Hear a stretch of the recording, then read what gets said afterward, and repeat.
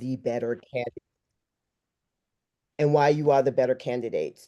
So first, we have the two candidates, Miniard Culpepper and Said Ahmed, and Said Ahmed is first up. So before we start, as a timekeeper, I just want to let you guys know that I'll be putting a clock when you have 30 seconds left. The clock looks like so. So please make sure you look at the screen and you follow the clock. Once your time's up, I will mute you. Thank you. Thank you. As Livette said, our first is Coach Said Ahmed, and being that you're the first up, you get the first 3 minutes, and you'll have the last closing remarks. Coach. Awesome. Can you guys all hear me? Yes. Hello, everyone. So, do I have 3 minutes here? Yes, sir. And it's starting now. All right, beautiful. Hello, everyone. I truly appreciate you all for being here tonight and giving us opportunity to express ourselves and what our vision is. My name is Coach Said Ahmed. I am a longtime Boston public school educator. I am a proud husband and father of 5. I came to this neighborhood 30 years ago as a refugee from Somalia. Since then, I have been living right here in Roxbury. I went to Boston public schools, where I became a track star. Then I went to University of Arkansas, where I became a world-class athlete. I became a member of USA track and field member.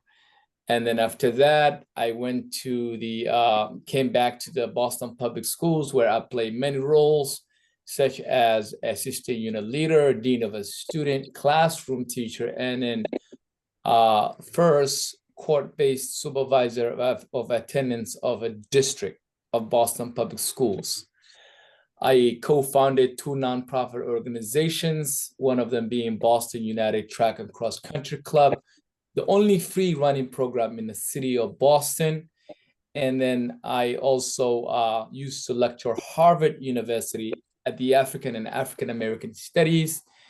I also received my PhD in governance and development. And tonight, I am honored to ask you your vote. I am running because I want to continue the work that I have been doing in many years, such as affordable housing, world-class education, public safety, including Mass and Cass and Nubian Square. Also, I want to make sure that we have a constituent services that we can count on, someone that is there every call, every community and neighborhood meetings, someone that can make neighborhoods in one community. I speak 4 different languages. I have been grow up in different cultures, and I understand the diversity, the beautiful diversity that we have here in District 7. I want to make sure we bring people who speak different languages, who have different needs, different nationalities together. And finally, to have a District 7 where everybody calls home. Doesn't matter whether you're a renter or you're an owner, also everybody needs a place where we can call home, safe place, good schools, and constituents that have open cell phone number. Thank you. Why are you the better candidate? Remember to answer that one too. Why am I a better candidate? Because how many seconds I have on this? You have 5 seconds on that. Yeah, 5 seconds on this. Why? Because I am what this community needs. I work hard from the day I came here 30 years ago, and from Boston public schools to a classroom teacher to Harvard University lecturer, and today. Thank you. Thank you. Is Miniard Culpepper here yet? He will be on in like 5 minutes. We're gonna have to move on. Okay. The first question is coming from Steve. Coach Ahmed, this is Steve Fox. I took to the South End Forum, and I'm a member of the a member of the D7 Advisory Council. I wanted to ask you a question about Mass and Cass. We know that Mass and Cass is both a public safety and a public health crisis for the city of Boston. And we know that we've been working on it as a community for over 10 years in order to try to find solutions to the problem. This year represented the most difficult year we've seen in many. If you are elected the District 7 counselor and you have the opportunity to sit down with the mayor and address the Mass and Cass crisis, what are the things you would ask the mayor and the governor, for that matter, to do to address the crisis that affects Lower Roxbury, the South End, Dorchester, and South Boston, and parts beyond that as well? It's taking us more than a minute to ask the question, but you have 3 minutes to respond, given that there's no one else here. All right, beautiful. Thank you so much.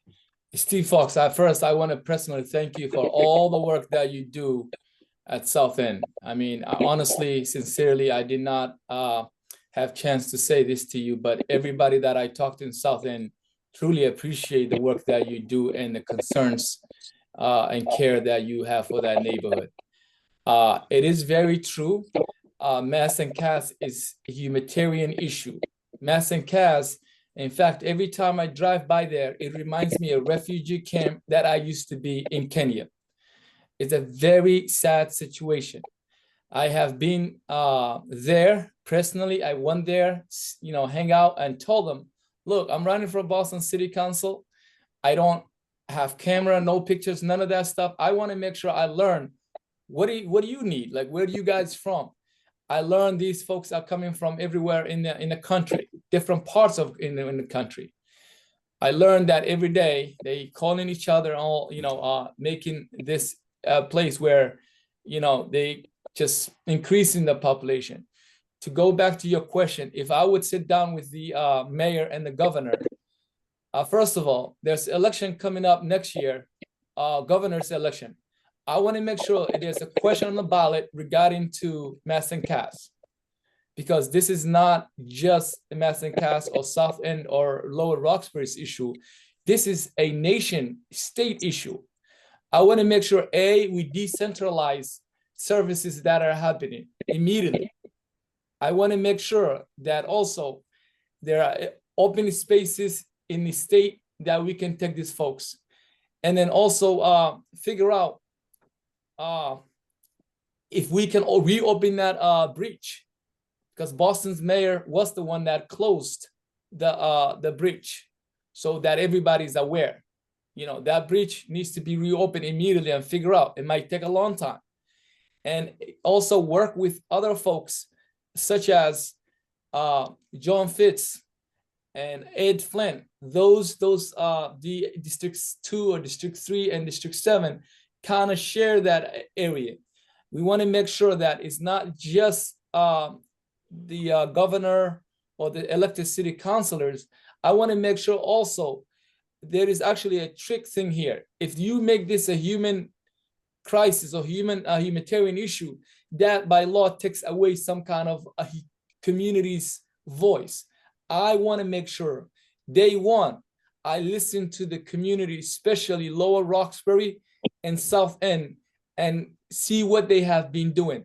In fact, the other day I met one of my one of the residents that live in South End, where a person coming into their living room and took a poop, defecate inside their living room.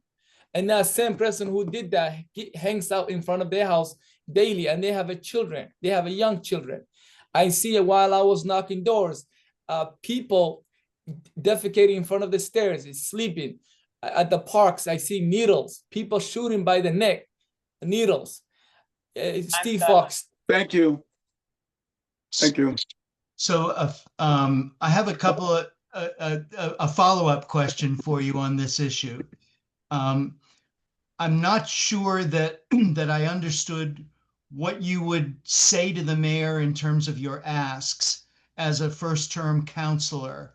So I'd really like you to be specific about what you would ask the mayor to do in terms of addressing the crisis that we find before us. But the second question I have for you is, No. are you willing to commit to opposing any effort to increase services at the Mass and Cass geography? You have 1 minute. Steve Fox, just to get to the exact answer, yes, I'm opposed to increase all these services that's coming there, because if you continue having services there, these people continue coming. If you decrease these services, that is how they go away. Also, I want to make sure I ask the mayor, we need to decentralize all these services that are coming right here in Mass and Cass. Oftentimes people will say, let's give these services and when you give services in one place, such those kind of services, more people come, you don't spread them out. I want to make sure, this is a humanitarian issue, like I said, we want to make sure we spread these people out, and then some part, everybody says not my backyard, but how come South End community and Lower Roxbury is suffering for this issue? How come nobody else is saying all these other city councilors who's favor into these things, they don't want in their neighborhood? So I want to make sure that. Thank you. Thank you. Is Miniard Culpepper here yet? If not, then the next question will be about White Stadium.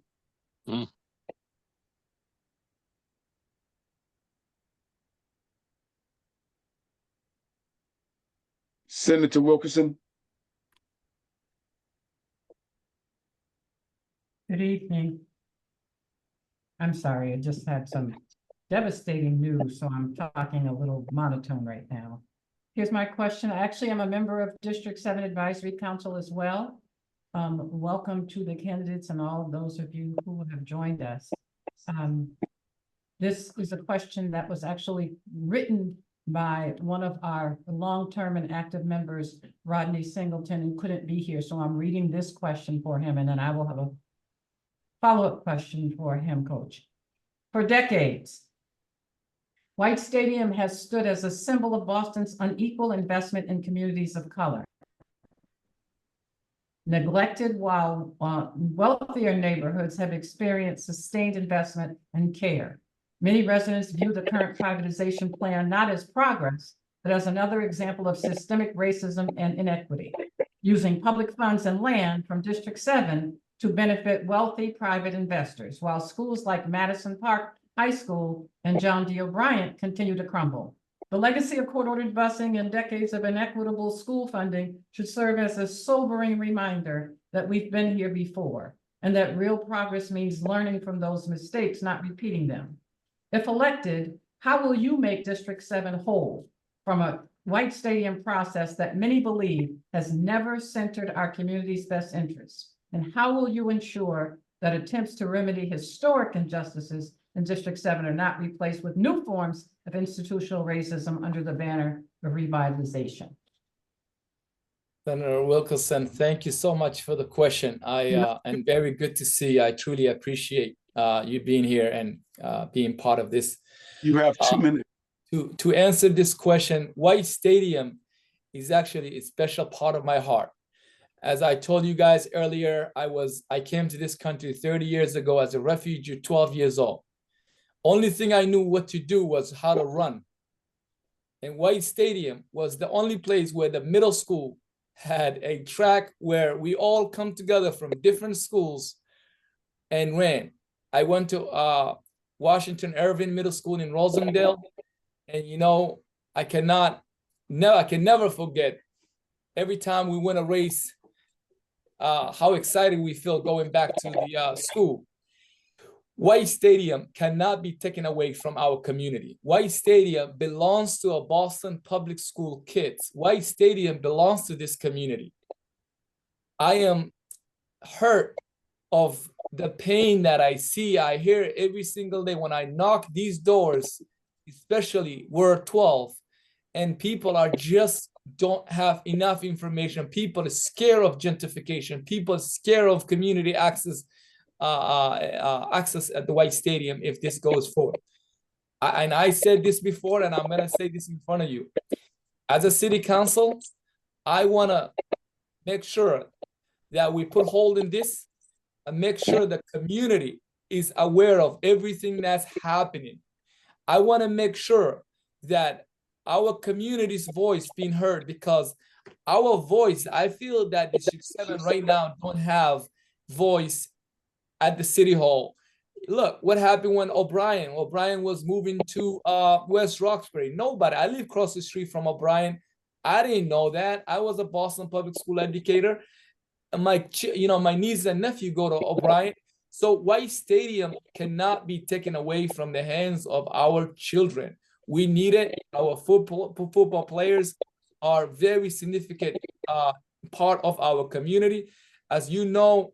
Thank you. Thank you. You have a follow-up? I do have a follow-up, Louis, and that is to the issue of transportation. There is a current plan to accommodate the concerns around traffic to this White Stadium to run 135 buses up Columbia Road on game day. Not clear where they would park because there is no current place for 135 buses without taking away community space. But we have had no response from City Hall to have conversation. And in fact, we are sitting here watching the mayor pound the table and profess complete support for the community of Charlestown, who raised questions about transportation for the Revere Soccer Stadium and the potential impact to Charlestown in another town, but with no response ever to the Roxbury community. So when we ask these questions, it's not make-believe. We need a fighter. So what we need to understand from you is, what will you do? Transportation plan. You have 1 minute. All right, Senator Wilkerson, speaking about fire, that's what is in me. I am a go-getter. I am for the community. I have a lot of energy. I'm 43 years old. This is my prime time. I have been working hard since I came to this neighborhood. I love this neighborhood. This neighborhood gives me home and access of opportunity. You talking about transportation. This White Stadium plan, I think the folks is that they wanted to have parking over RCC and so forth. That is not doable. I mean, it's already, the mosque is using a lot of space from the RCC. The different churches, different community members are using a lot of spaces from RCC. We want to make sure personally, like I said earlier, we need to have a clear, sincere, open conversation about this project of White Stadium, because every more this conversation goes, more we learn, more concerns it brings up. I am really worried about what's going on at the White Stadium, whether it's a transportation, whether it's a Boston Public School kids, whether it's the neighborhood's concern. Thank you. I am not allowing anything to happen with community's permission. Thank you. Mr. Moderator. The second candidate is here. Mr. Moderator, I was going to ask you and Lavette, our second candidate has arrived. Should I read the question, the original question to White Stadium again? You can read the original question. You can read the original question to White Stadium, and we won't be able to go back to the mass and cast, but it might be picked up in second end. Would you read the original question and we'll give him 2 minutes to respond to the original question. Reverend Culpepper, this is the first half of the question that you heard the other candidate asking. I'm going to read this for you and ask that you would answer in the time frame. The timekeeper will let you know. Good evening. For decades, White Stadium has stood as a symbol of Boston's unequal investment in communities of color. neglected while wealthier neighborhoods have experienced sustained investment and care. Many residents view the current privatization plan not as progress, but as another example of systemic racism and inequity, using public funds and land from District 7 to benefit wealthy private investors, while schools like Madison Park and John D. O'Brien continue to crumble. The legacy of court-ordered busing and decades of inequitable school funding should serve as a sobering reminder that we've been here before and that real progress means learning from those mistakes, not repeating them. If elected, how will you make District 7 whole from a white stadium process that many believe has never centered our community's best interest? And while I'm at it, so we don't have to come back, the follow-up is the specific question as to how you would address the complete unwillingness of the city of Boston and its leader to have a conversation with this community about a practical common sense transportation plan, because we all agree the one that's on the table not only is violative of any rationale around transportation management, but the potential environmental pollution from buses and cars sitting and idling will cause exacerbated harm and for some people death, years of being subjected to that kind of inhaling of the fumes from sitting traffic on Columbia Road. So you won't have to come back to me, Madam Host, co-host, Mr. Co-host, and I'll now turn that over to Candidate Culpepper. All right, so I'm going to allot you 3 minutes because we gave 2 minutes and then 1 minute. So you have 3 minutes to respond to the question. Thank you for that question. And one of the things that's number one, in terms of my history and my growth and development in Boston Public School System, is knowing what happened at Carter Place. And I heard you, Dianne, when you talked about the other examples, but one of the glaring examples of how we've got bamboozled is Carter Playground. And I remember we could walk into Carter Playground, play tennis with Mel King or whoever else was playing tennis there with no problem whatsoever. Today, you almost have to have a Northeastern University ID. And I think based on what happened there, and I hear you in terms of there's no discussion or no dialogue with the city, as the city councilor, I guarantee that there will be dialogue and discussion about what's happening in White Stadium. It's got to happen. It's unacceptable that there's not that cross dialogue taking place. And I remember, look, everybody that worked on that Carter Playground said that we would have the same access that we would before Northeastern took over Carter Playground. I, as a city councilor, could never let that happen again, because if you go down to Carter Playground now, it's at Northeastern University City. I live right across the street from Franklin Park. I live on Seaver Street. I wake up every morning and I see the camels. So I know what White Stadium and Franklin Park has been to this community. It's a diamond in the rough, and everyone wants to be at Franklin Park because of where it is and the jewel that it is. And so as one who has fought for this community all of his life, one who is still fighting for this community, I will fight to my last breath to make sure that White Stadium is a stadium that's used and continue to be controlled by the Boston Public School System for the Boston Public School System. Yes, I've been fighting all my life, and as a city councilor, I will continue to fight, and I ain't no ways tired. How will you Thank you for continue that to, question. Reverend, how will you continue to fight? Give Right. some succinct examples. The first thing I think we need to do is do exactly what Dianne called for, is to begin discussions on what the community feels about where it is in terms of whether it's parking, whether the environmental issue, whether there's a study. That has to happen. The second thing is that there has to be community input. And one of the things that I said from day one, because there was a promise that 50% of that $100 million that the owners were putting in would go to the community. If the community is getting 50%, that's $50 million that's going to our businesses. And if they don't live up to that commitment, then we can't support anything they do.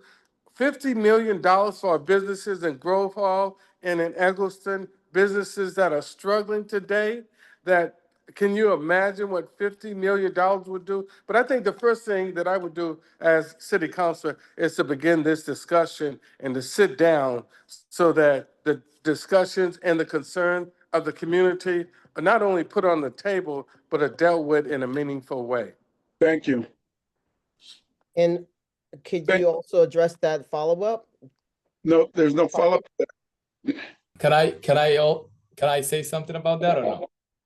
No, I mean, there's a question and answer period coming.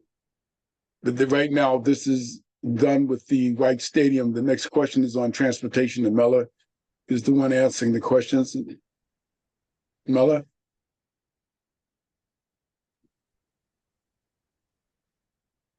So before we go to Mella, if Mella's not on, can we go back to the Mass and Cast, please?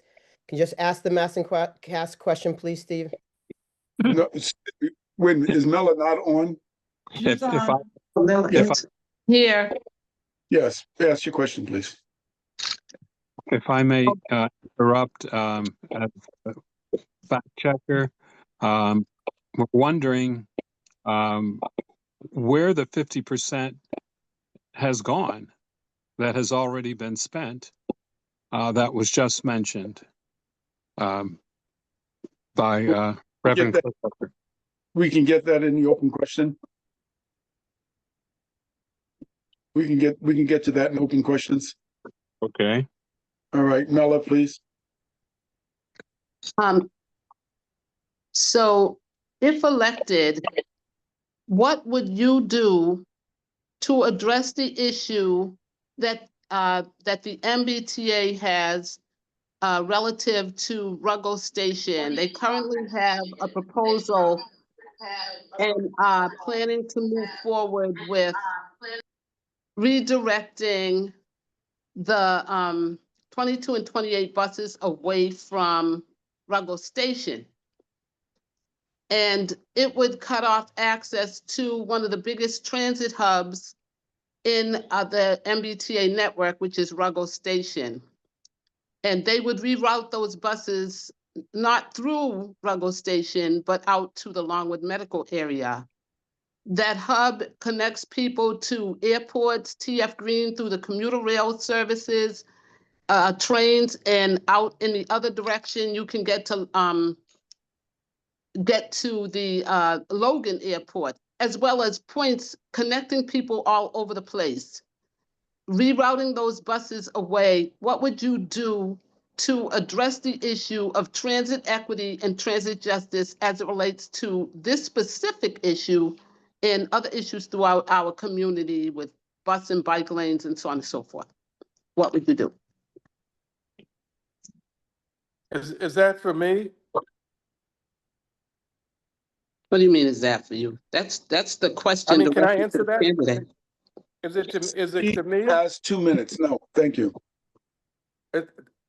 Yes. Said, No,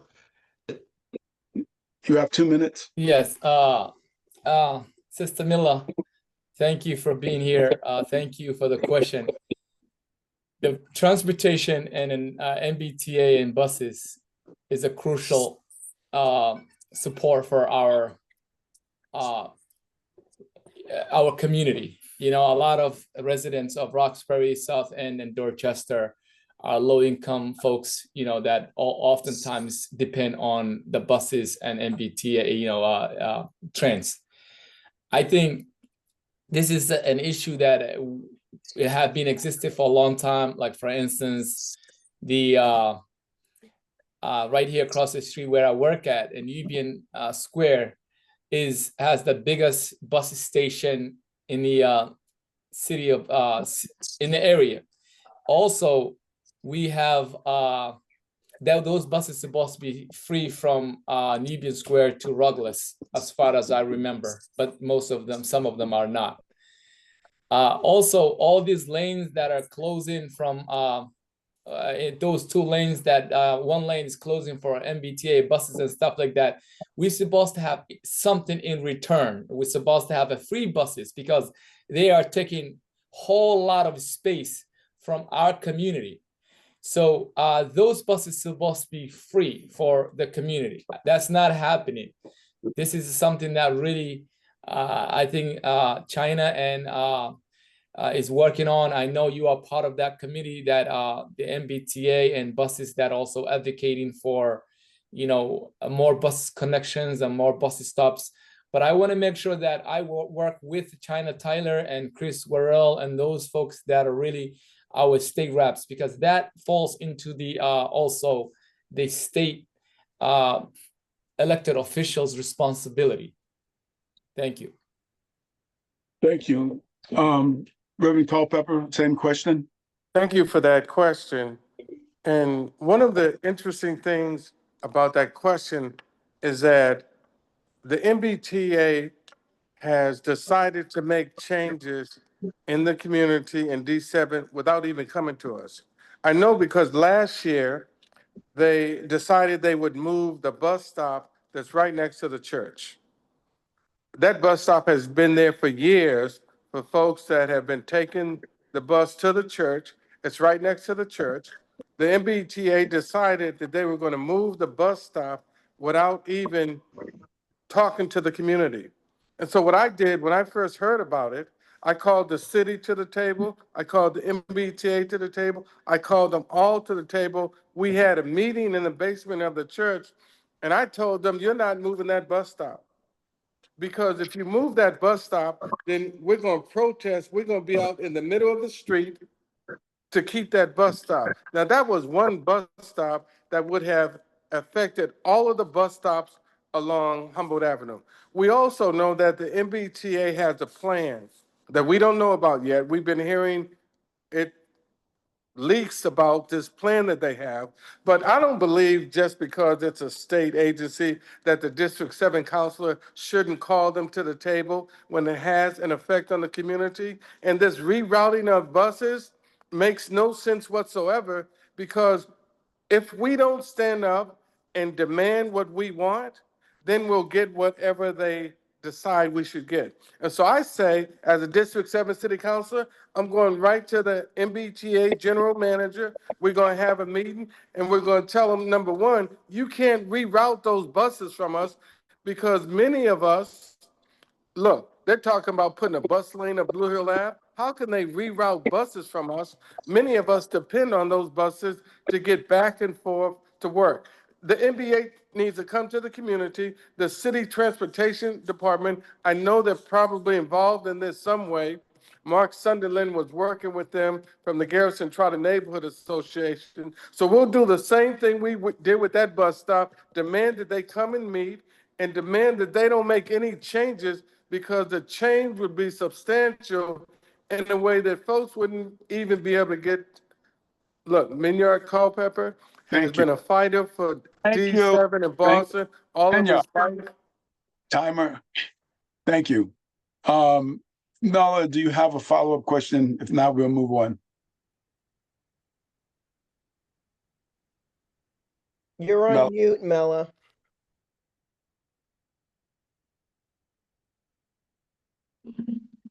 Yes. The follow-up question is, based on your response, we are trying to get more information about what you would do to actually organize with a plan that has been already in effect, that it seems not quite aware of since 2022, when it was approved to move forward.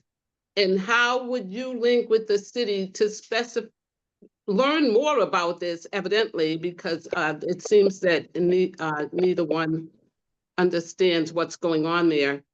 And what would you do at the city level to make sure that our access to transportation would be preserved, because that bus, they're planning to take it to Longwood Medical Area and bypass many community health centers, so that people would be prioritizing more expensive healthcare over community healthcare. That Said, is it.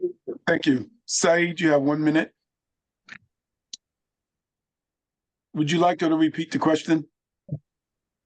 Yeah, can you please repeat the question? Just the question, please.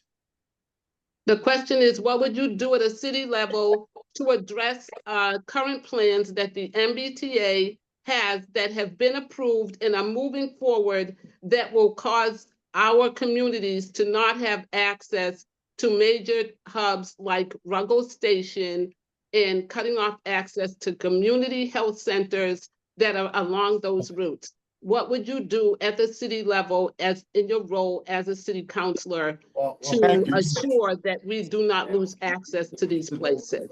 Thank you. Said, 1 minute, please. Yeah, Sister Miller, thank you again for the question. So look, this is where the city neglect our community. The city leaders are not putting the voice, or will not include a lot of decisions that have been made for our district within the community. It doesn't matter whether it's a White Stadium, transportation, Mass and Cass, or O'Brien, or anything like that. I want to make sure that anything that's happening, whether it's buses, transportation, or whether it's White Stadium, anything like that, comes and approved by District 7 community. And this is where it all comes down to people having enough information of what's happening in our community. I understand these buses are very important to us. We have a lot of hospitals around here. But again, Sister Miller, you're absolutely right. We have to get more information about this, but the conversation needs to come back to the community. Said, thank you. Miniard Culpepper, the question, 1 minute. I think there are two things we can do, Ms. Miller. Number one, we can form coalitions. We can begin to form coalitions to deal with the MBTA. We can also work from the city level, because we know that anything the MBTA does, the city knows about it. And in order for the MBTA to move forward with it, it has to have the city acquiescence in it. And so I say we go to the transportation department at the city, make it clear to the city transportation department and to the city committee that oversees that, and have, number one, a hearing, and number two, go to the city hall transportation department and make it clear that they don't acquiesce and they don't agree with the MBTA plan based on what we decide. I think we need to have coalitions across D7 so that coalitions begin to demand exactly what we want that's in the best interest of District 7. And I think when you put coalitions together and you put different organizations together, then the power of that District 7 is manifested in the coalitions. Thank you. Thank you. It's a little awkward, but because Reverend Culpepper was tied up in another meeting, important question was asked earlier. We heard from Coach Said.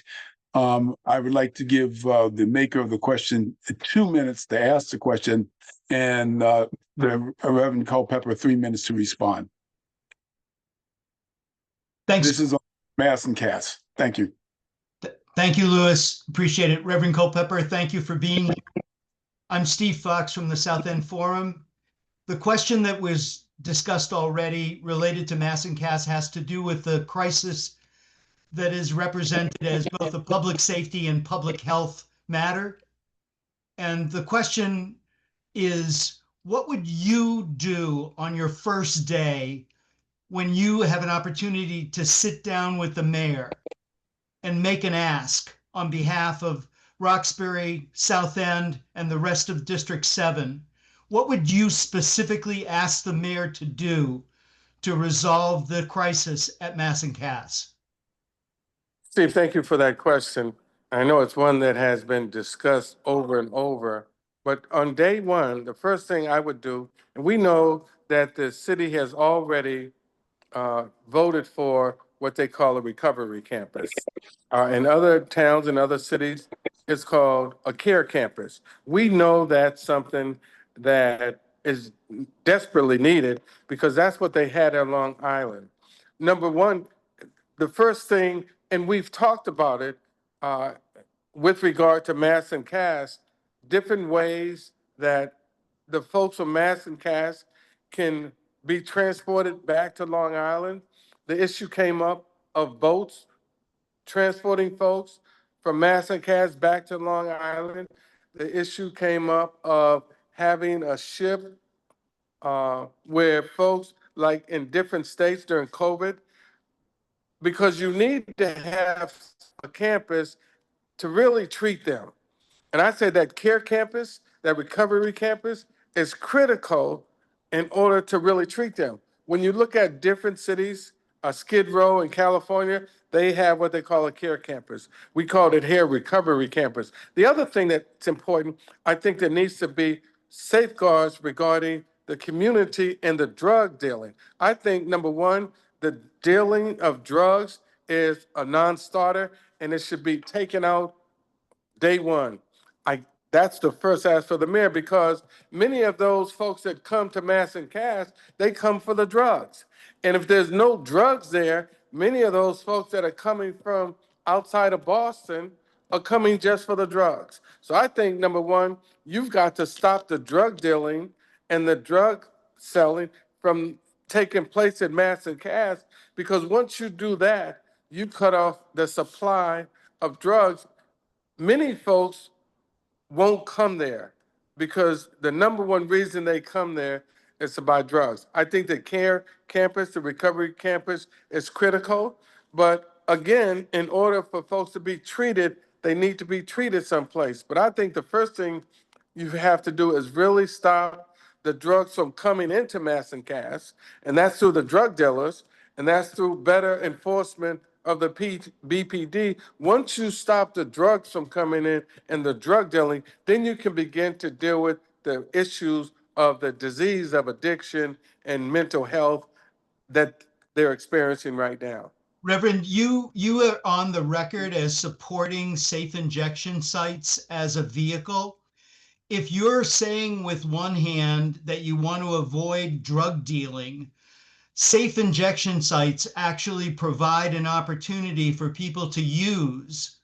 So how can you reconcile saying that you support safe injection sites with the alternative, which is to say that you want to oppose any drug dealing?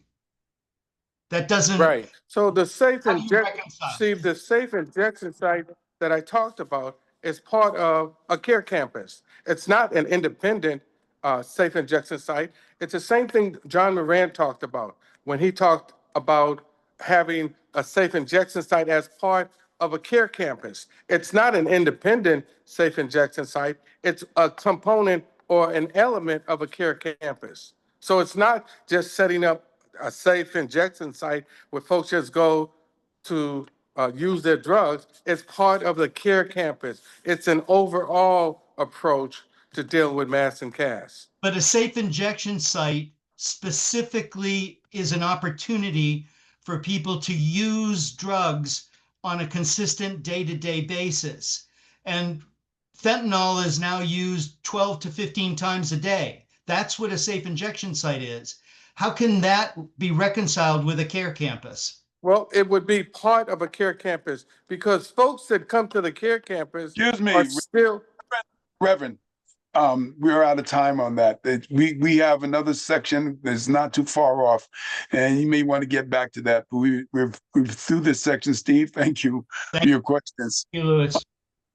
I want to thank you folks for these questions that came out of the D7 group as a community, but now we have questions that have come from the community and people who are here, and I guess they get back a little bit into what was already asked before, but it's sort of our issues round. I guess, Livette, are you going to read the questions from that issues round? I can start with the first one and you can do the alternate ones. So the first one is on Madison Park. So all of these are issue-related questions from various participants, right? From prior to the meeting, the forum. So the first one is, what are current plans for Madison Park? What would you specifically do to ensure that the redevelopment of Madison Park's plan takes place, and what would you do to prevent further delay, and what will you do to make sure that Madison Park Vocational High School has the resources to meet the needs of Black and Brown students? That first question is for Ahmed.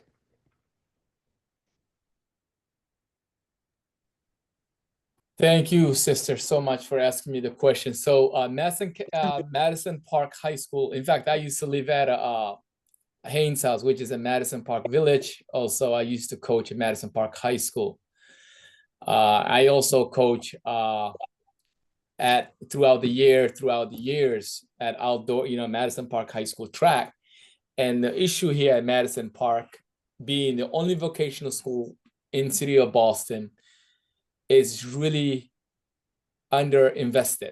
We need a investment that really our young people can truly benefit from, and come out of Madison Park and making $60,000-$70,000 in the out of high school.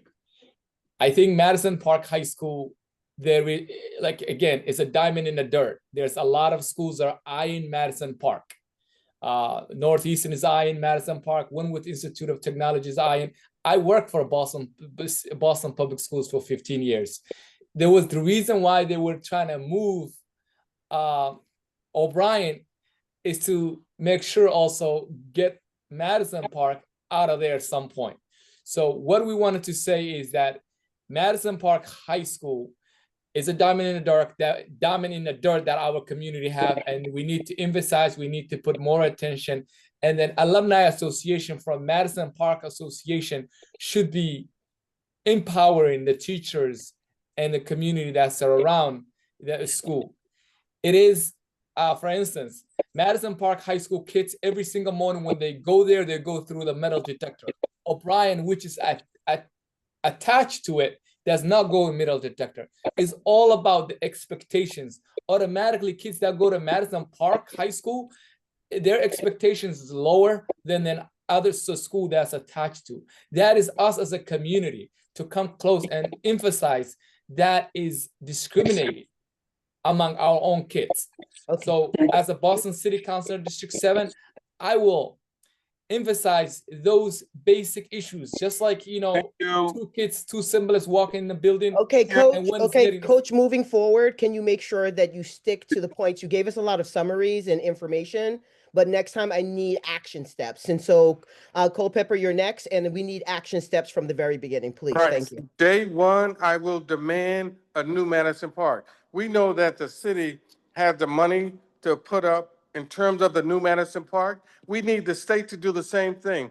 The Boston Globe reported last week about the amount of money that's going to the schools in the suburbs, schools that it said don't even need the money, while the schools in Boston are being denied the money they need to build a new Madison Park. Day one, first day on the job, I demand, and I'm doing it now, that we need a new Madison Park.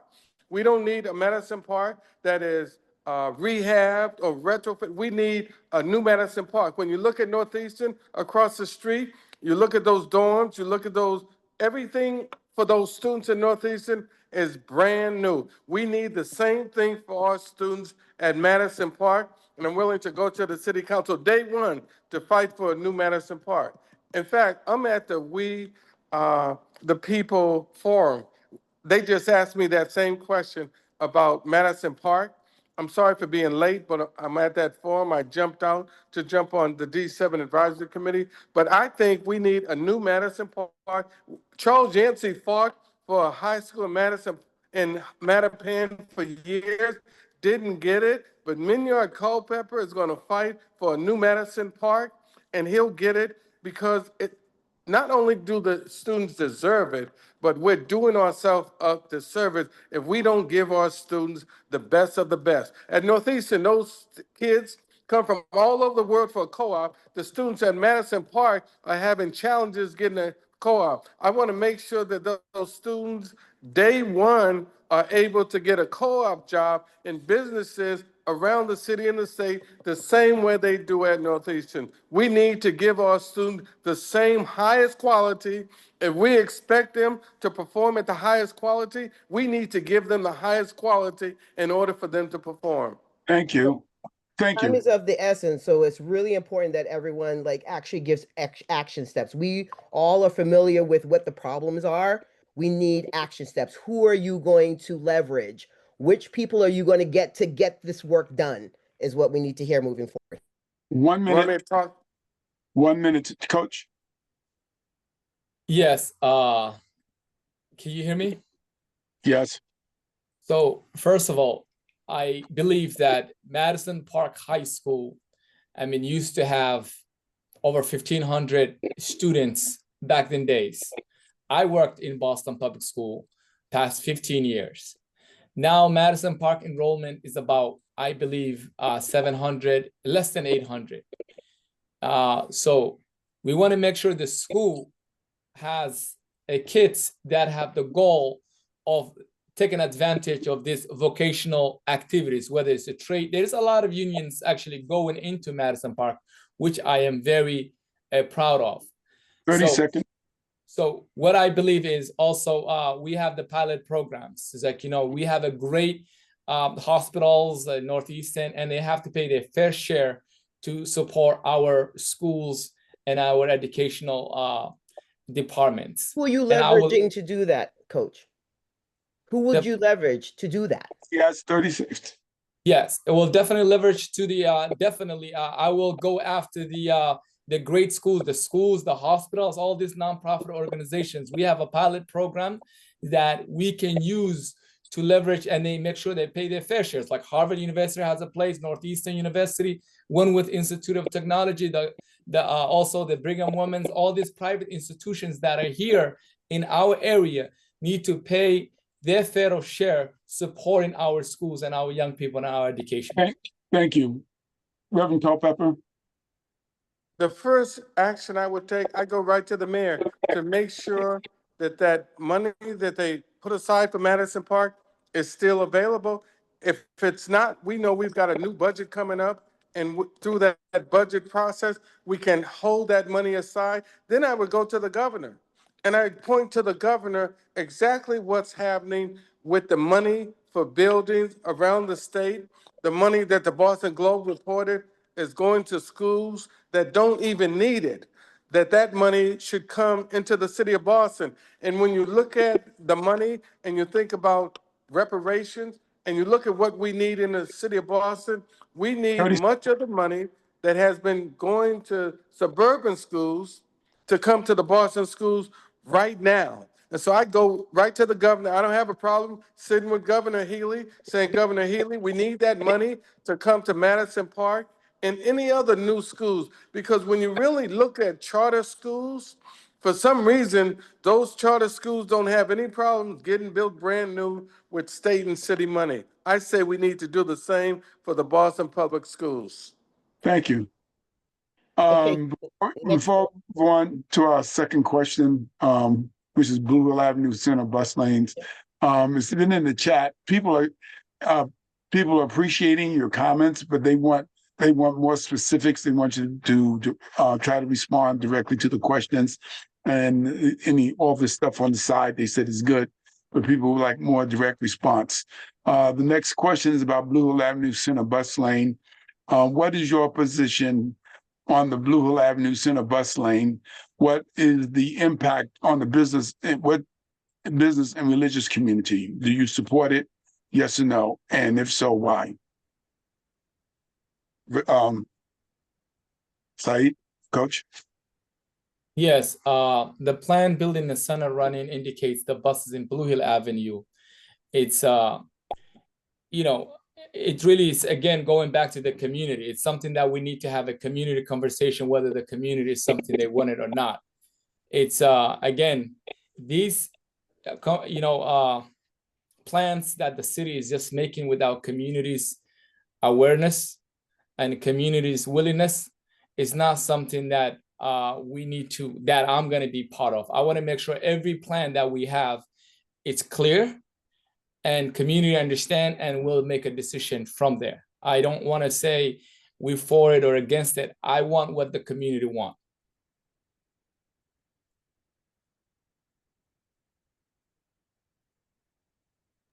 Louis. So next is Culpepper. Respond, please. Thank you for that question, because we've said over and over the community that we don't want a bus lane going from Madison Square to Grove Hall. We said that over and over.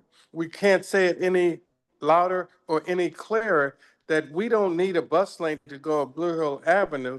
If you look at what it did from the area on Seaver Street to Columbus Avenue, look at the impact that it's had on the businesses. We don't need a bus lane. The community has said, Julia Mejia had that hearing at Mattapan. We all testified that we don't want that bus lane. We're not having a bus lane to come up Blue Hill Ave because we know it's going to destroy the businesses. We know if that bus lane gets put there, and I've talked to Congresswoman Dianne, because much of that money came from the federal government, so we need to pull that money back, because Blue Hill Ave does need a beautification project, but it doesn't need a bus lane. We made it loud and clear. We're not having a bus lane that come from Mattapan to Grove Hall. We're just not having it. And I think that's what we have to say.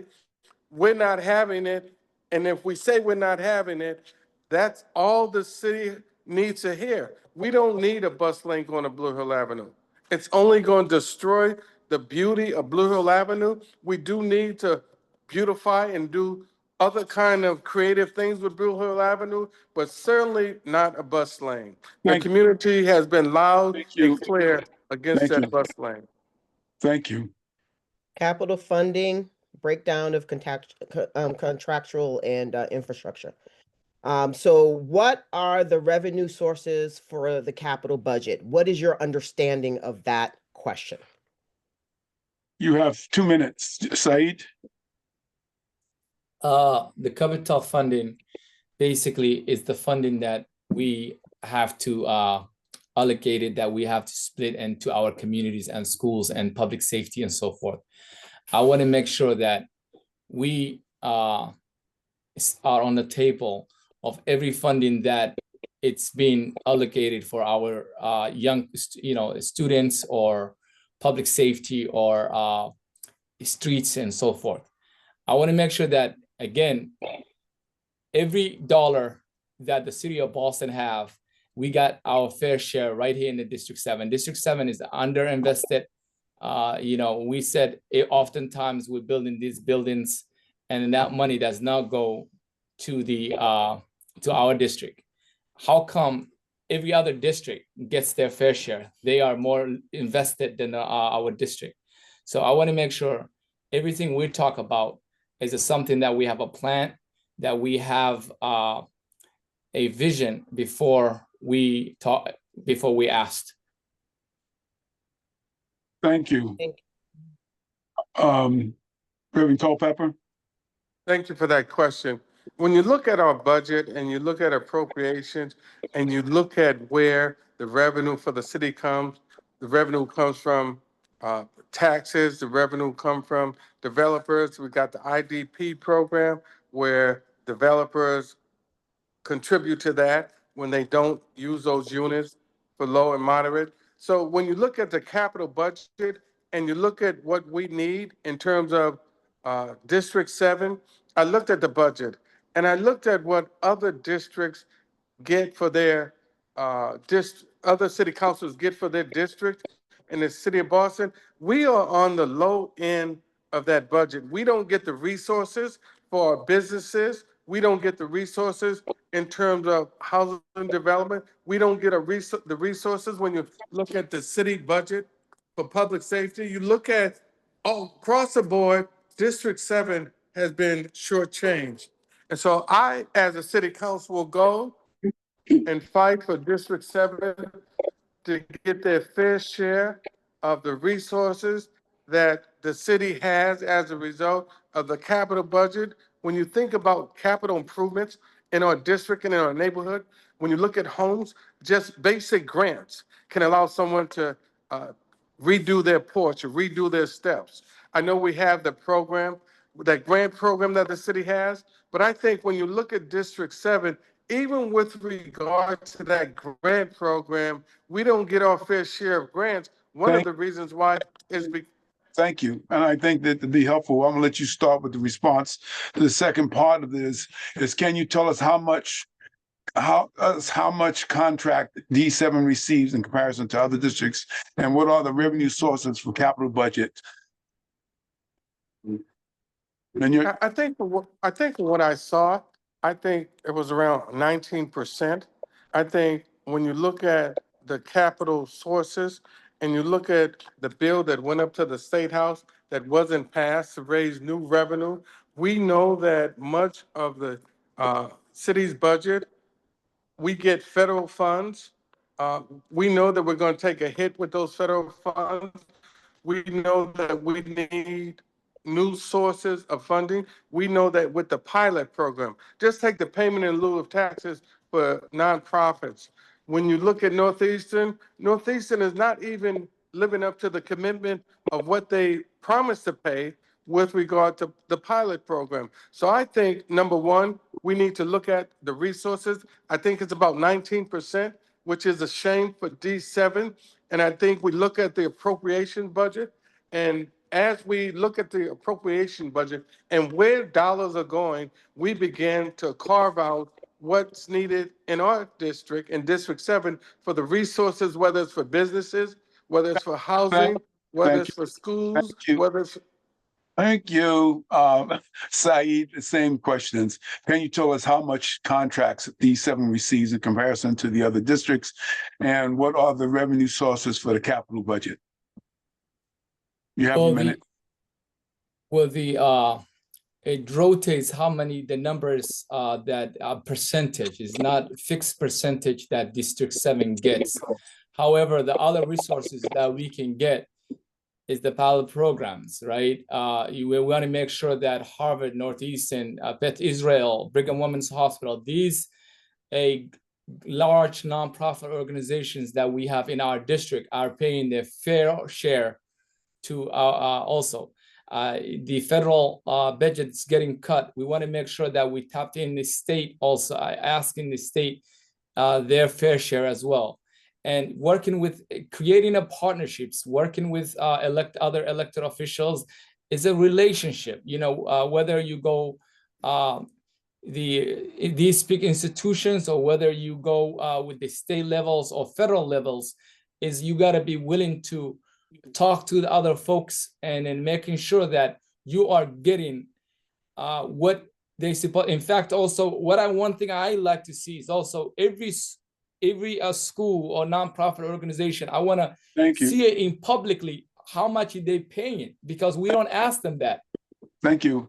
The last part of this question, and you can start with you, Saeed. What are your priorities for street capital projects and capital maintenance allocations? Saeed? Can you repeat the question again? What are your priorities for street capital projects and capital maintenance allocations? Well, again, that is a number that we don't have a visit number. I want to make sure the street allegations, the money that we need to put it out there is the money that we have to figure out why we underinvested. First of all, the question that we need to understand is why we underinvested. What do we need? Are we asking more? Or are we asking less? We want to make sure that we don't under ask. We want to make sure we asking more than what we need. So if we're getting what we need to get, it's enough. So there's not an exact number to that we can say that's what we need. Thank you. Miniard, same question. I think the first thing we do is look at potholes. When you look at street allocation, you look at plans for what we need in the community, I'd look at driving up Blue Hill Avenue, driving up Warren Street, driving up, and here's what's interesting. Most of the streets now have those speed bumps that we didn't even ask for. And so if you look at the money and how the money is used, it's not based on what we think we need, which it should be. And I think what we do is, as a city councilor, come to the community, ask the community what their priorities are for the streets. When you look at our streets, you look at different parts of the city, just driving down Blue Hill Ave.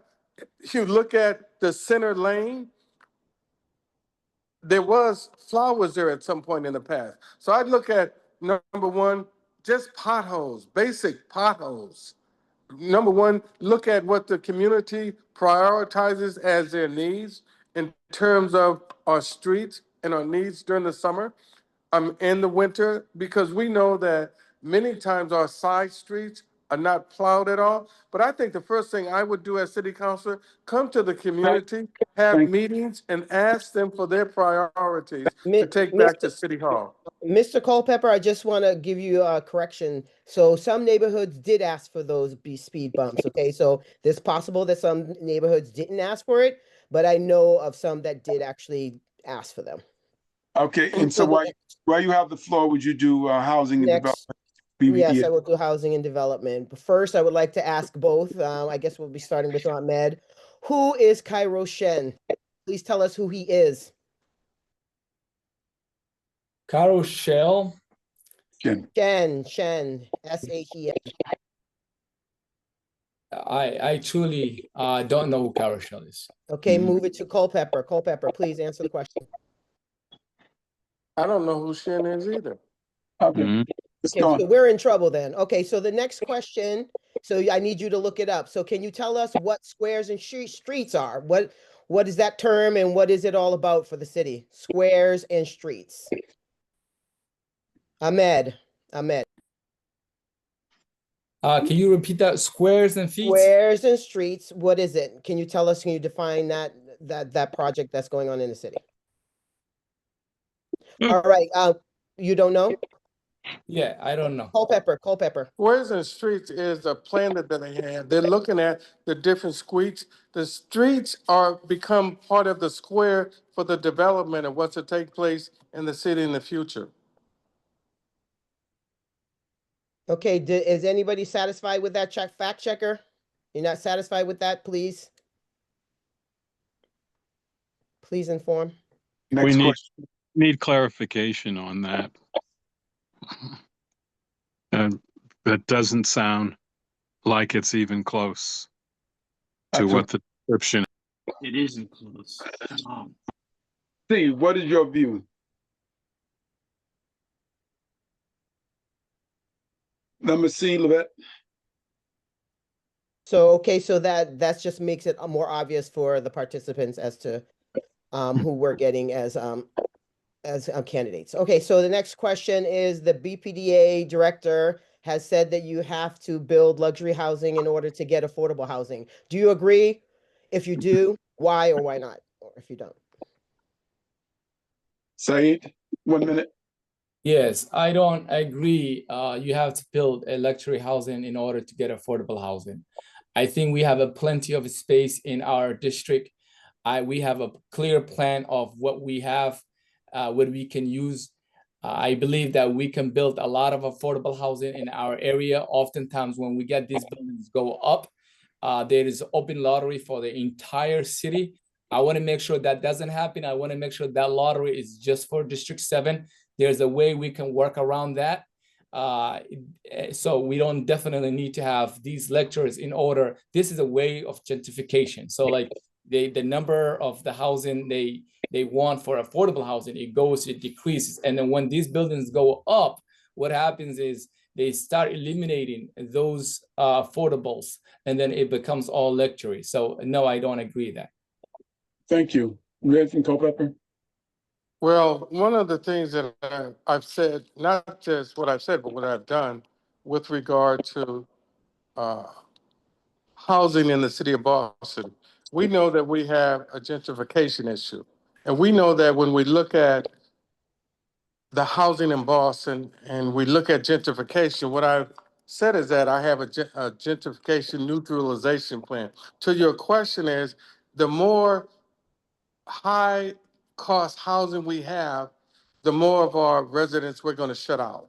And so I say take what we have with regard to existing resources, whether it's Section 8, so that folks with Section 8 can buy a home, whether it's public housing, give them the deed of trust that HUD now has, whether it's low and mod, allow folks to invest in REITs for low and moderate income housing, bring the housing that HUD brings into Boston's inventory. Let us have a D7 lottery only for that housing. So I think it's important. Thank you. Thank you. The next question is about Shattuck. You take that one. A new RFP process will be taking place since the old plan has been canceled. What is your position on the Shattuck redevelopment plan, Said? I don't oppose that. You have 1 minute. I don't oppose the Shattuck. You don't? I don't. A new process will be taking place since the old plan has been canceled. What is your position on the Shattuck redevelopment plan? I think Shattuck, that's a plan that I believe it's something that will serve our community better. So we need that project. So I would support that project development. Thank you. Reverend Culpepper? No, I didn't support the old plan that they had. It didn't make sense. There's no way you could put that number of units over there. With the new plan, I think as a District 7 counselor, I will be at the table. We should form a coalition to deal with what we want to see as a new Shattuck, because I think it's important, especially with regard to Franklin Park. That last plan that they had just didn't make sense. There was no way we were going to let them put those units there. And I think with a new plan, we should be at the table with regard to a new plan to make sure whatever happens there is what we'd like to see happen there. What would be a proper plan for treatment of different modalities? Reverend Culpepper? What would, say that again? What would be a proper treatment of different modalities? For the Shattuck? Yeah, I guess anywhere, but the Shattuck is where they had proposed it. Right. You know, I think right now their Shattuck is used to treat folks that have different issues. I think you look at what would benefit the community and be in the best interest of District 7. Like I said before, you put together a committee, you assess what's there now, you assess what makes sense, because when you look at the Shattuck Hospital, it's a diamond in the rough. It can be used for a lot more that it's being used for now in a way that it supports what District 7, the residents in District 7 needs. So I think you have to start from scratch. I think you put together a plan. You look at the needs of District 7. You look at the residents' wishes, and you begin to put together and plan across the board. I think now that they've started. Thank you. Ahmed, the same question. You said you're not against the plan. So what would be a proper plan of treatment for different modalities? Well, the thing is, it's not just that plan. Is that anywhere that we have a plan, we just want to make sure that our community is first. Communities input, community surveys, ask what community, what is appropriate and what's not appropriate for the community. I think we need to figure out that we can allocate it different places and what treatments and who needs the treatments and how we can get more people off the street. I think that is what appropriate treatment would be. I actually have a brother of mine that runs a community caring clinic right here in Nubian Square. Oftentimes they find a dead person in that same building that overdosed and right here in Nubian Square. And those people also need a place that they can be at and that can be treated. So it's the again, we got to bring the conversation and the voice back to the community. Our community is voiceless. This community is not, the conversation is not centered to our communities. So I will make sure that everything, every move, every step that we're taking, it comes to our discussion. You know about it. Thank you. The next question is about opioid crises, part of which Steve began in the beginning. These are pretty quick questions because everybody gets like 1 minute in response. Steve, would you like to lead the opioid crisis questions? Yeah.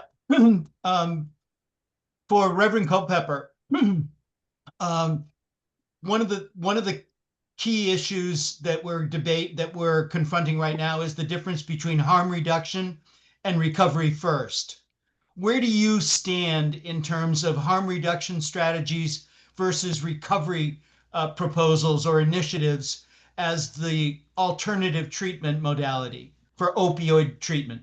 Right. I think you first start with harm reduction, because I think it's important that you look at the harm that's being caused. I think you can also look at the recovery needs of different individuals. I think much of it will have to be done on a case-by-case basis. I think different individuals have different recovery needs, but I do think when you look at harm reduction, and I think you look at Section 35 and how that's used in order to cut down on harm reduction. I think that's a tool that has been used to cut down on harm reduction. I think it's important that you look at also the recovery that's needed. And I think that's why I mentioned earlier that a recovery campus was so important. But I do think one of the things that you need to do first is look at harm reduction. Coach, same question to you, understanding that harm reduction is not recovery. Harm reduction is something different. Can you define what harm reduction is versus recovery?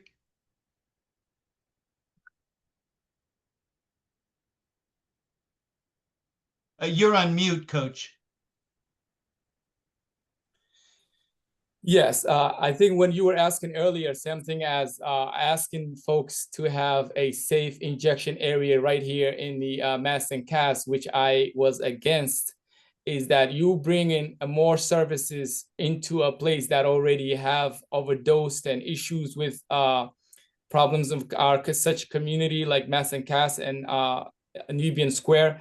Having housing and having a public safe place and medical care and caring, someone that shows empathy, sympathy, that these people, when you talk to them, they will tell you they have been school teachers, they have been nurses, and so far they're going through places. So they need services where we want to make sure that they can get what they need in a care way, like a medical care or safe place. So yes, that's what I think harm reduction means. You. We're supposed to end at 8. We started 18 minutes late. If I could get your tolerance, we would stay on for another 20 minutes so that we can answer the remaining questions that came into us from the community and have at least a few minutes to take some direct questions from the community if there's not a problem. So with that, Cooney is going to move to education. Yes, sir.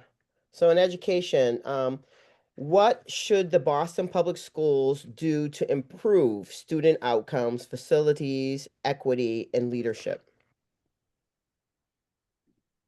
Coach?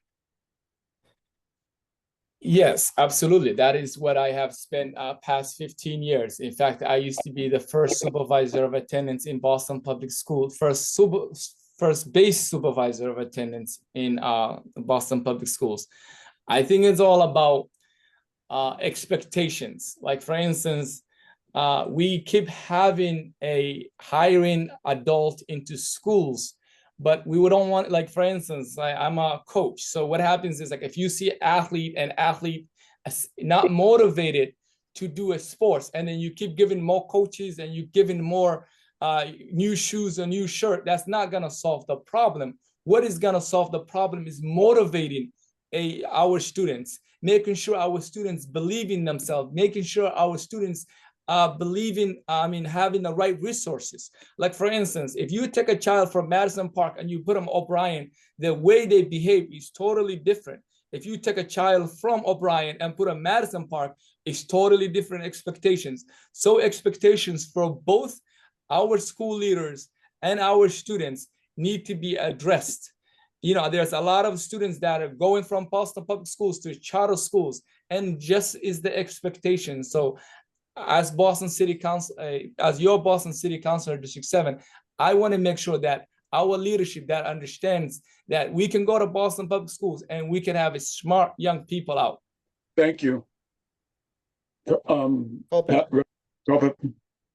Yeah, I think from my perspective, as one that was a Boston Public School student, we've got some of the most brilliant students right in the Boston Public Schools.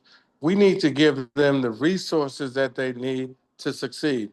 I think one of the things we need to look at is we need to look at the expenditures that we have in terms of the 10-year plan that the Boston Public School leadership has for improving and building new schools. I think that needs to be reassessed because I think when you provide the students with everything they need, because our students are so brilliant, they excel in the conditions they're in now. The other thing I think we need is an elected school committee. Thank you. Okay, so the next question is, can you clarify why the pilot program is not being reinforced, and how would you resolve the issue? Coach, 1 minute. Yeah, it's not enforced because it's not actually it's not something that they really have to do. It's just like, you know, agreement because it's a nonprofit organization, is land that is ours. And we want to make sure that, you know, we remind them that they, you know, these big institutions like Northeastern and hospitals are in these city lands, and they supposed to, they agree to pay some share, their fair share, but they're not sometimes paying. But it comes down to relationships. It comes down to who's in front of them. It comes down to how much they trust you, how much you can also advocate for them as well. Northeastern University brings so many young people. Maybe they said last time that 12,000 young freshmen out of all around the world. They come into the neighborhoods of Roxbury and renting and pushing out, like they're pushing out the residents because the rent goes up, because every landlord will love to rent from the students instead of. Thank you. Pastor, Reverend Culpepper, same question. Thank you. I think as one who was a chief of staff or a member of Congress, I think at some point you need to put legislation in place that enforces what the policy that you already developed. So we know if they're not living up to their payment in lieu of taxes that they're responsible for, that we can put together legislation. And I can, day one, start putting together legislation that requires that they pay their payment in lieu of taxes on time, just like anybody else that pays their mortgage. If you don't pay it, there are penalties. So we should have penalties for those that aren't able to pay on time, and we can do it through legislation. Thank you. We already heard from Reverend Miniard Culpepper. He answered the question that will come up next. Coach Said, will you support an elected school committee? Yes, and then elected school committee, yes. However, I would love to see a 9 instead of 7, and then every district have a 1 elected school committee, so that we don't have 7 that come from 1 district. Thank you. Thank you. The next question is on economic empowerment. Yvette, please. Okay, but you have to let Culpepper answer that same question that you just. No, he answered it already. Okay, so. His response. But I want to. There's a caveat to that, though. So knowing that the mayor has a stronghold on that specific topic, how would you go about working with the other counselors to change that? I think, is that for me now? 1 minute be for both, but it's just, how would you go about changing the mayor's stronghold on the process? 1 minute, Reverend Culpepper. Yes. One of the things about Miniard Culpepper, I've always been independent, and I've always been a fighter. And I think one of the things that I saw when I was on Capitol Hill, not now because they're in a shutdown, but when I was chief of staff, I saw the way they formed coalitions. And so if you look at different districts, there are different needs that those districts have. There are trade-offs in order to get what you want. And sometimes you have to stand up to the mayor and say no, or you can demand what you want for your district. But I say, as an independent person that has always fought for Boston and what was right, I'll go to that council and I'll continue to fight for Thank you. what is right and in the best interest of District 7. Coach Said.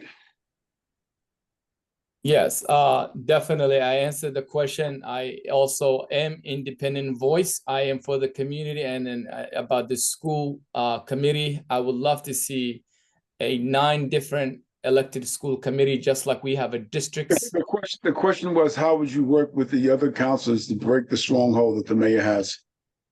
Oh, well, definitely you gotta lead by example. You gotta also show the other candidates that you are the voice for the community. You're not voice for the mayor or other candidates. So when I believe that other elected city councilors or even the mayor herself sees that you have your community behind you and you are working and doing whatever the community wants, I believe sometimes some people will follow up with the great leadership or great example.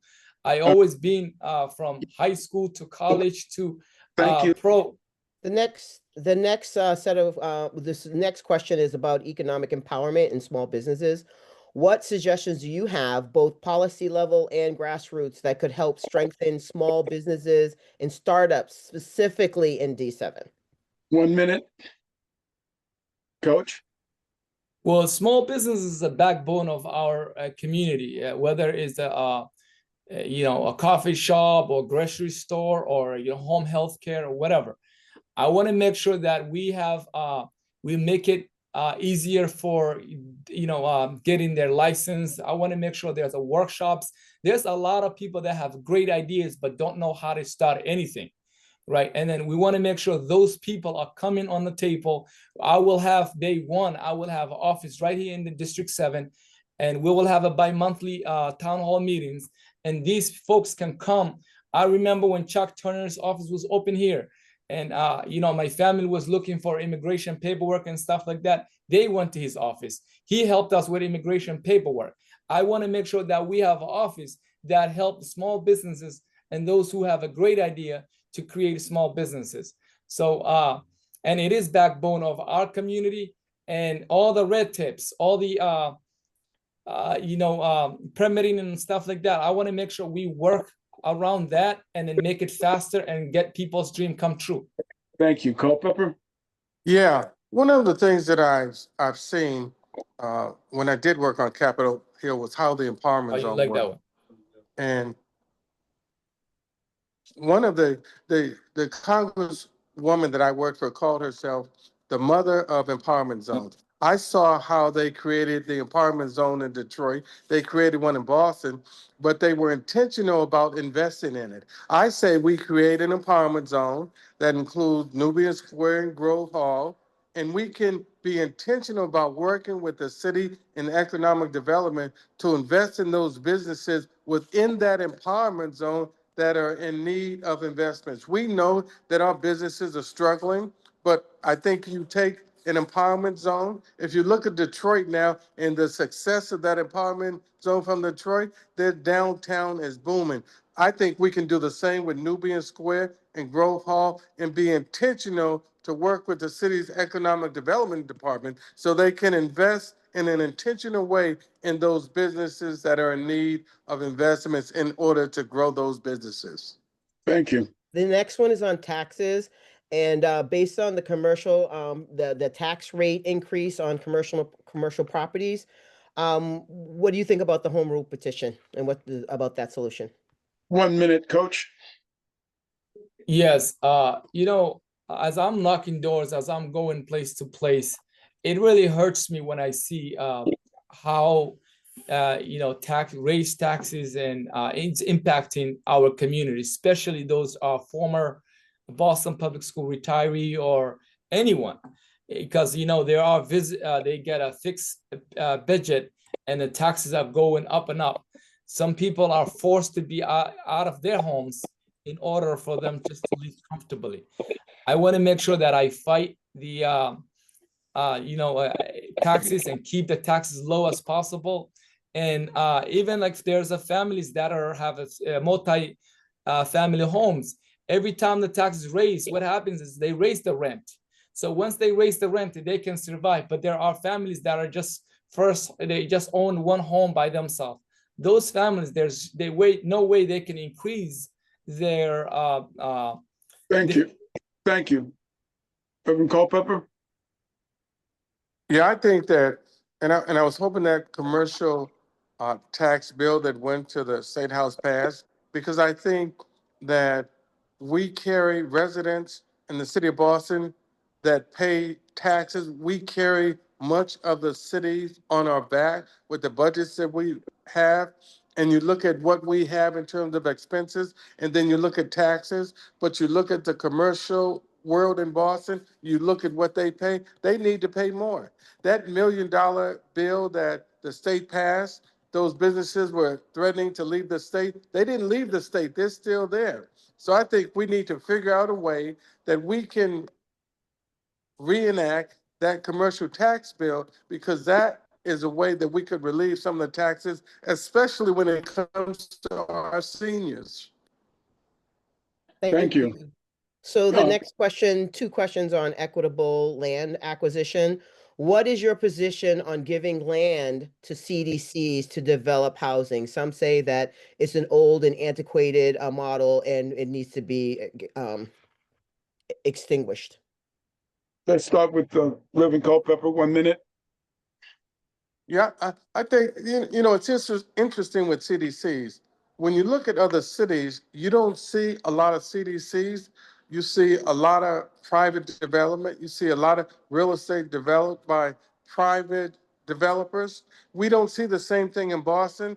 I think in terms of land, if we allow regular residents to develop that property that goes to CDCs, it begins to build wealth within the community. And I think it's important that we look at how the wealth gap started years ago. It started with housing. And so I think in order for us to begin to really develop wealth, that we need to allow individuals to build their homes so they can develop the wealth that the country was the bedrock of many of the reason why we have that wealth gap today. Thank you. Coach, 1 minute. Yeah, that's a very good question. Actually, there is 2 types of CDCs. There's a CDCs like Madison Park Village, and and then there's also there's a CDCs that are private. Like they can build. They can build anywhere in the state, any land.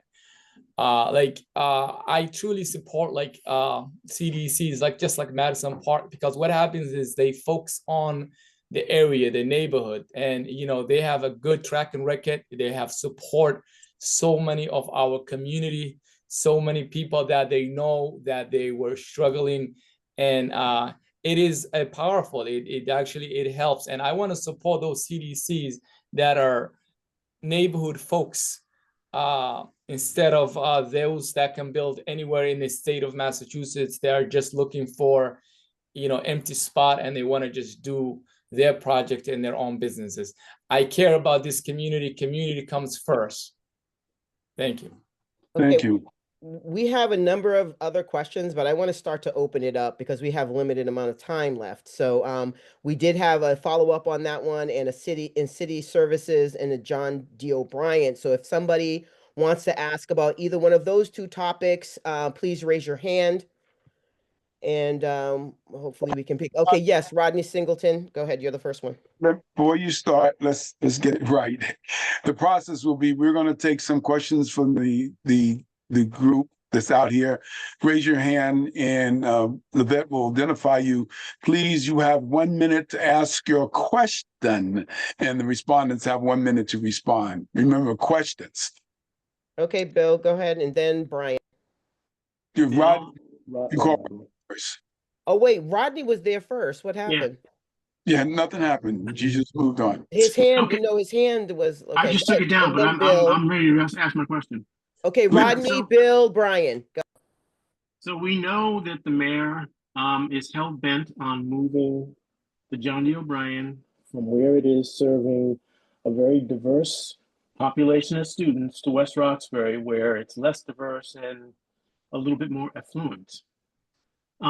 She's coming back to potentially make that happen. All the while, we understand that John D. O'Brien and Madison Park are both crumbling schools that need resources. So what will either of you do as D7, counselors, to literally stop her from executing that plan that would take the John D. O'Brien out of Roxbury, serving the diverse community that it now does, to West Roxbury, and all the while, and we know we're not going to stop this route train, but all the while, those monies actually get sucked out of serving resources to those schools to a white stadium project that doesn't really need to happen. What could happen for far cheaper? That's my question. That can go to Ahmed first, and then after that, Culpepper. Go, Ahmed. Well, yes, Ronnie, thanks for asking the question. About O'Brien. O'Brien is one of the most diverse exam schools out of all the 3 exam schools that we have in the city of Boston. As your Boston City Councilor District 7, O'Brien is not going to anywhere. O'Brien is going to stay where it is. If we wanted to make a great schools and start whatever, we can start those. O'Brien, their families are happy, kids are happy, is in a very strategic place. So also what happens is, I don't know if the community totally is aware of what's going on. There's a lot of schools that are being closed in the city of Boston. This year, there are 3 schools that are being closed, and there will be more schools that are closing. And I am opposed that. I want to make sure our state schools stay open. The small classrooms is what solves the problems. We cannot have classes that have 33, 35 students and have a 1 teacher. Kids with IEP. Thank you. Thank Next you. Singleton, Bill Singleton. Oh, excuse me. There's a question for both of them. Oh, so yeah, that's right. That's right. I'm so sorry. Go ahead, Mr. Culpepper. Yeah, I think with regard to Madison Park and the John D. O'Brien, I remember when John D. O'Brien was first put next to Madison Park, there were promises that they would have a new school. I think with that campus there, that there can be a beautiful campus that includes Madison Park and John O'Brien. I mean, that area where they are now and a new Madison Park with regard to a new John O'Brien right next to it, I think it's doable. And as the D7 city councilor, I'll fight for that because I know Madison Park has been promised a new school. John D. O'Brien ain't going nowhere. And I think you can develop that campus so that every student there has the level of quality education that they deserve and that they need. Thank you. Next hand that was up, Bill Yes. Single. Sorry, I just see the limited amount of time, so I'm sorry about that, Culpepper. Bill, go ahead. 1 minute to ask your question. Go next to Brian. We'll come back to Bill. Go ahead, Brian. All right, so I put a question earlier in the chat, so I'm just repasting it. No But yeah, will you commit to actively supporting District 7 residents asking for public records from the city of Boston? It's been an ongoing issue between the city of Boston and Boston Public Health, where they're withholding information about the opioid crisis, crime in our neighborhoods, and White Stadium. So this would mean, actively supporting people and petitioning the city for this kind of information. Is this something you'd support or you would not support? Thank you. Can we start with Reverend Culpepper? Yeah, I think transparency is critical. I think folks that are paying taxes to the city need to know exactly what the city is doing. And so I have no problem with supporting the release of the information. When I was with the federal government, they had FOIA, and you had to do it through FOIA, but I have no problem with supporting access to the information that's requested. Thank you. Said? Yes, I agree in that question. We definitely need to get those records and information to the community. Community deserve to know the information that the city have. Transparency is the key to success. I believe that we need to feel respected and voiced. Folks here, District 7 feel that they don't, especially South End, feel that they don't have voice in the city hall. I will be that voice. I want to make sure that we are consistently working with the community leaders and the community, all the programs that are going on. Thank you. Bill, Yes, Cynthia, you ready? Yes, Ready? I Go have a ahead. technical difficulty. Go ahead. Go ahead. You have 1 minute question. Yes. This question is to the both of you. Why do you think that you are best able to serve District 7 and why your opponent is not as able as you are? What makes you think that you're the best one and that you have the capability and that your opponent, although worthy, does not have what you have? Thank you. Said? That's a very good question. Thank you, Bill, for asking that question. It's $1 million question that everybody wants to know. I grew up in this neighborhood. I am an living experience. Everything that we're talking about, whether it's housing, rent control, the schools, public safety, all of that, I am living in there. I am a renter. I am not a homeowner. I have kids in Boston Public Schools. I was a former Boston Public School teacher. I believe that I have the energy and the time. I am 43 years old, recently got my PhD in governance and development.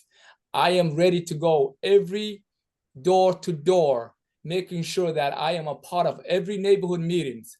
I will be a one that listens to community and delivers. This community, our community, District 7 needs someone that is willing to listen, willing to learn, and willing to deliver. I think that is what I am. That's what I will, bring into this district. Thank you. Reverend Culpepper? Yeah, I was born in this district. My grandfather, and my grandmother were fighters in this district. My grandfather protested and fought with Martin Luther King, walked on that demonstration in Boston Common. We just celebrated 60 years with Martin Luther King, went to jail with Martin Luther King. The first Black family to own a home on Seaver Street that they had to fight for, built a church on Humboldt Avenue in 1941 that they had to fight for. My legacy is fighting for what's right and just in the city of Boston. HUD, when I was there, we sued the city.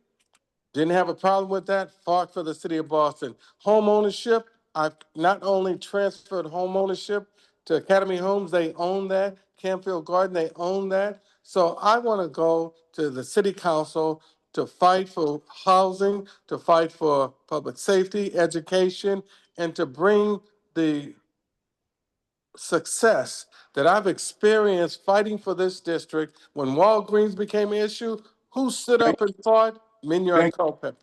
Thank you, Miniard Culpepper. Connie Forbes, please. Connie Forbes, please. You have 1 minute to ask your question. Yeah, question. I find that the biggest challenge to this community is people enforcing the laws that are on the books as they are. We know that our city council has made 400 requests plus for information from the city. They've ignored it. We know that Blue Hill Avenue would be better served by having people enforce the traffic laws. What are we going to do to make sure that the things that are already on the books are being enforced? Miniard Culpepper? That's a great question. And I think one of the things that happens, and that's one of the reasons why my experience, not just working on Capitol Hill, is important, is I think that's why you hold hearings. That's why you bring the administration's feet to the fire by holding hearings. You can also propose additional legislative steps that has an enforcement piece to it. I think management is critical, and I think as a city council, we can look at what's not being enforced. I agree. that Blue Hill Ave, that double parking is something that I would sit down with Commissioner Cox and talk to him about so that the police department can enforce what's already on the books. Many of the laws that are already there don't need to be rewritten. I agree with you. I just think they need someone that's going to hold their feet to the fire and work to enforce what's already there. Thank you. Coach Said? Yes, thank you for the question. I agree, definitely we need to enforce what is in the books. Also, we want to enforce also what does not benefit from the community that is also in the books. We need to revisit that. We need to readdress that. There's a lot of things that the city was not agreed when they were in place. And now we need to visit that. There's a lot of community members that feel that they've been forced or they've been without their permission or without their consultation. There's so many things that have been put in place.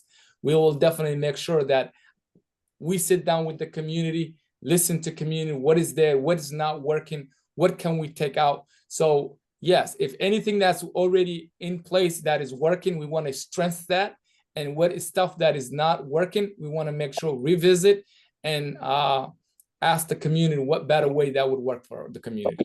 Thank you. Okay. Siddiqui, 1 minute to ask your question, please. Yes, just had a quick question for the candidates. In regards to the library in Nubian Square, the bottom line is that the community overwhelmingly supports the Nubian Library name, but just like White Stadium, the mayor is jamming that down our throat. And I was inquiring as to the candidates, would they, because we're not through, we're doing a celebration on the 1st of November, would they be in support of our continuing effort to have the library called the Nubian Library? They've thrown the Sarah Ann Shaw's name in there when in fact the bottom line is that we had proposed prior to it that there'd be a wall of honor with Sarah Ann's name in, Mel King's and others, and someone even said, you know what, they could name a room after Sarah Ann, but there's no library in the city of Boston named after an individual, and this is just about the mayor treating us just like White Stadium. She's telling us we don't care what you want. Thank you. Said? Yes, thank you for the question. Goes back to the community not having a voice or not being part of the conversation. Jones just texted this. Excuse me, did you mute yourself? Yeah, so this goes back to, my time starts all over, right, Louis? Yeah. All right, so this goes back to the community being center of the conversation, and same thing that happens at White Stadium, same thing happens Madison, O'Brien. So yes, I support, and in fact, I almost 3-4 times go to Nubian Library. I thought it was already called, the community called the Nubian Library. I am a supportive of a Nubian Library, and every neighborhood that we know has its own neighborhood library. So I don't see why not. We'll have a Nubian library. So yes, I'm supportive of that. Miniard Culpepper? Yes. I think You transition, they're throwing you out? Yeah, they are. They are. But look, I could answer that. Yeah, Siddiqui, I think that the effort has to continue. I'm supportive of it. And not just that, but everything else that you do in the community and have been doing for many years in the community. But before you leave, could we, and before you ask your question, Steve, could I just ask you, because I heard from Coach Ahmed that he would hold town meetings twice a month, which seems a lot. So I want to see if he can be able to actually accommodate that if he were to win. But how about you? How would you engage? How would you engage? Wait a minute, hold on. How would you engage the community to make sure that you are meeting the needs of the community and hearing their input? So bi-monthly. So correction, it's not twice a month, bi-monthly, every 2 months. We're gonna hold a town hall meetings. Okay, got you. Thank you. Yeah. Thank you for that clarification. Yeah. So how do you engage? No. I was going to ask because he didn't get questions for Miniard Culpepper, and right. You got 1 minute. You got 1 minute. Right. Thank you for that question. And so one of the interesting things about being a city councilor is that I'll be assigned to certain committees. And one of the things that I've always advocated was to have the hearings in the community. So I would go to the community, ask the community what hearings we need to have in the community, and instead of having them all down to City Hall, bring them to the community so that the community can testify and be heard on the issues that are most important to them. I think it's important that I hear from the community. I take what the community thinks to City Hall and bring City Hall back to the community. Thank you. You have 30 seconds if you want to follow up, Ahmed. Sorry, speaking. You have 30 seconds. Can I answer that question? Can I answer that question as well? No, So- you have 30 seconds to answer that question about access. Yeah, so absolutely. I will have actually independent meetings in our community, whatever that applies, whether it's a mass and cast, whether it's a public safety, whether it's a housing. I want to make sure that we have committees within our own monthly meeting. It has nothing to do with the city hall, whatever committee that we are. That is a different a part of what we will have our town hall meetings in the city hall, in our community. Bi-monthly, anybody wants to express whether they agree or disagree in the city of Boston, what's happening. So that would be a way for community to express their feelings. Thank you. I disagree, honestly. Excuse me. So at this point, all of the D7 people have had at least one round of questions. I'm going to move to.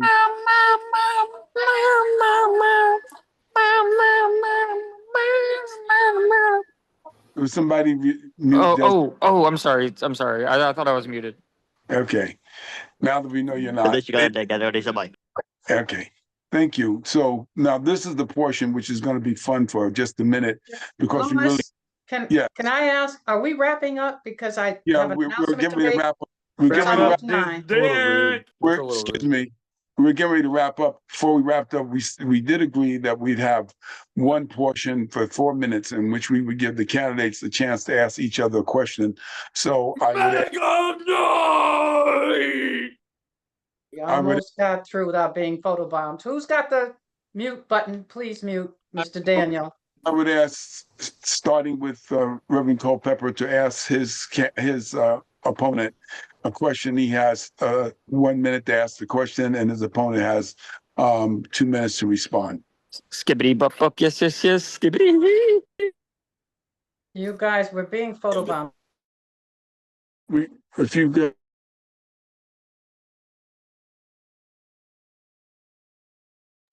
Culpepper, please unmute yourself. I've been informed that all of you guys are sucking wieners through your butt. Listen,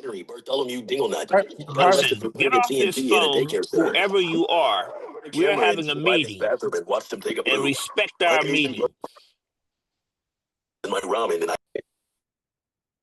Thank you. Reverend Culpepper, are you there? Pastor? No. Okay. So in that case, I think he might be out of pocket because he was in the place where he had to leave.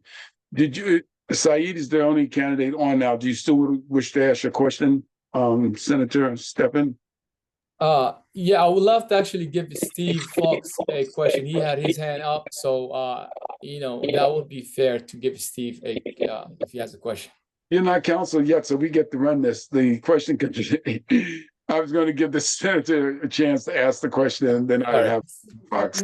Mr. Moderator, I did not have a question. I said I have an announcement to make to the group before everyone leaves. I will wait. And if Steve has a question, I'll defer to that, and then you can end with me. Thank you. Steve.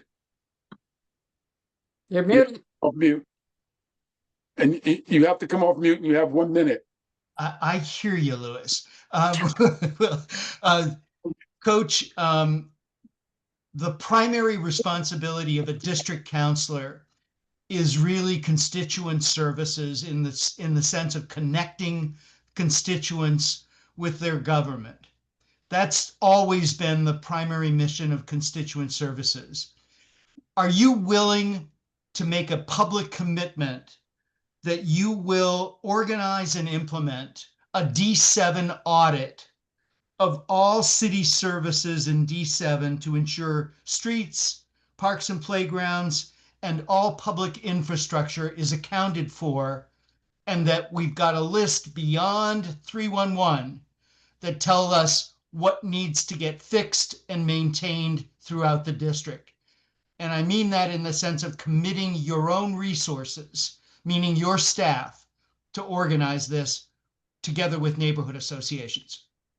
Thank you. Yes, Steve, 100%. Day one, that is my plan. Well, that was the best answer we've had tonight. Before we move on, do you want to follow up to that question? Because I'm gonna let you make a statement after I close. Nope, we're good. Thank you. All right. Senator, do you have to follow up to that question? No. So then before the senator makes an announcement, I want to thank everyone who had the patience and the commitment to stay along. I first want to thank both candidates for their patience and their commitment to and putting themselves out there to run. It's not easy being a candidate, and everyone who's been a candidate knows. We have Representative China Tyler on, and we have Dianne Wilkerson and others who've spent their lives in public service. So it's not easy. I thank them, but I thank you for your patience. I thank you for the questions that you wrote in and sent in. I thank you for your questions in the chat. I want to remind you that Election Day is November 4th, that we have to encourage everyone to get out and vote. Our numbers have to look better. And I encourage you not to stop moving towards making Boston, but D7 a better place.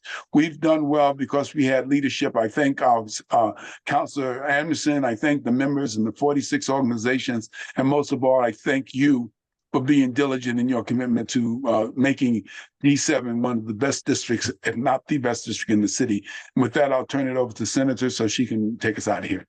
And by the way, thank Louis, you. there was a reason why I was hoping you would let me go before you, because we're going to need you to pray us out of here when I make my announcement. I don't know how many of you noticed when we started, my phone rang. The phone rang and the name Judge Leslie Harris popped up. I thought he was calling because he was having trouble getting on the phone. It was his son, Justin, calling me to tell me that the judge passed away right before our meeting. Oh, man. And we'll have a lot of time to talk about that legacy, but know that this is my friend for 44 years. I met Judge Harris before he went to law school, and he was still a probation officer at PMC, Suffolk Superior Court. What he means to this community we would be here for days trying to speak to that. But for the next at least several days, please keep his family in prayer. His son Justin actually gave me permission. His son gave me permission to tell you all about his passing, and I wanted to do that before we left, and it just seemed so. Yeah. Yes, I understand. This was a real kick in the gut. I will tell you. So pray for his family. Pray for his son who found him. Definitely. And pray for our community, because truly a giant has fallen.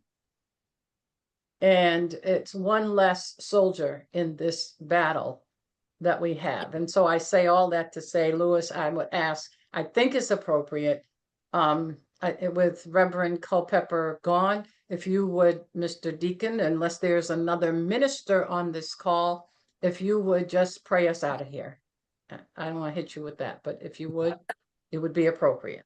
And I think, Chip, you asked for us to stay on. I will stay for a moment, but I just want to make sure before everyone checked out that that you knew that.